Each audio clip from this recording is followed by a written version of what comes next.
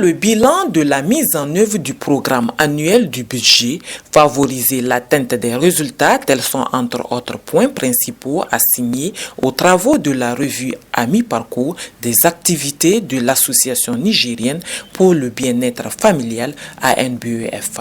Pour rappel, le programme budget annuel est l'un des éléments du processus de planification, de suivi et d'évaluation mis en œuvre par l'ANBEF afin d'assurer un suivi efficace de ses projets et programmes.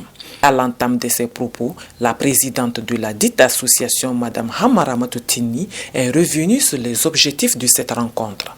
Présenter le niveau d'atteinte des recommandations de la revue de juillet 2022, présenter les réalisations du premier semestre 2022 par clinique, CCG et antenne, faire le bilan des réalisations du PAB au 30 juin 2022, planifier les activités du second semestre 2022, rappeler l'importance de la tenue des réunions statutaires et la mise à jour des registres des volontaires au niveau des antennes.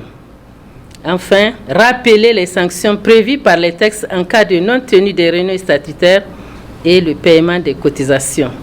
Avant d'ouvrir les travaux de la réunion qui réunit les 8 antennes régionales de l'ANBEF, la présidente est revenue sur l'intérêt des résultats à mi-parcours. La présente revue à mi-parcours de la mise en œuvre de nos activités à travers notre programme annuel du budget PAB est l'un des éléments du processus de planification et de programmation mis en place par l'Association nigérienne pour le bien-être familial. Le PAB se focalise sur les résultats avec pour objectif de contribuer à l'amélioration du niveau de vie des populations nigériennes à travers les différents projets restreints et non restreints. Cette revue à mi-parcours, dont les résultats devraient orienter la poursuite de la mise en œuvre du PAB 2022, couvre la période de janvier à juin 2022. Il s'agit donc de faire un bilan exhaustif en se basant sur l'évidence. C'est aussi le lieu d'évoquer les difficultés et contraintes qui ont émaillé cette période et aussi de faire le point sur la mise en œuvre des recommandations issues de la période antérieure et celles faites au cours de la période en cours.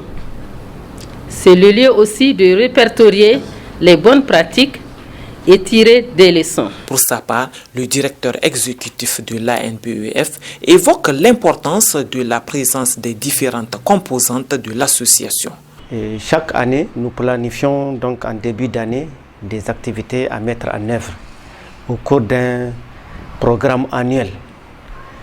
Et que à mi-parcours, c'est le lieu aujourd'hui où nous invitons toutes les antennes, toutes les composantes à venir donc présenter leur bilan semestriel d'activité pour que nous puissions donc nous prononcer. Donc évaluer, voir ce qui a marché, ce qui n'a pas marché, là où il faut peut-être accélérer pour que au titre du deuxième semestre, nous puissions donc accomplir les missions comme planifiées.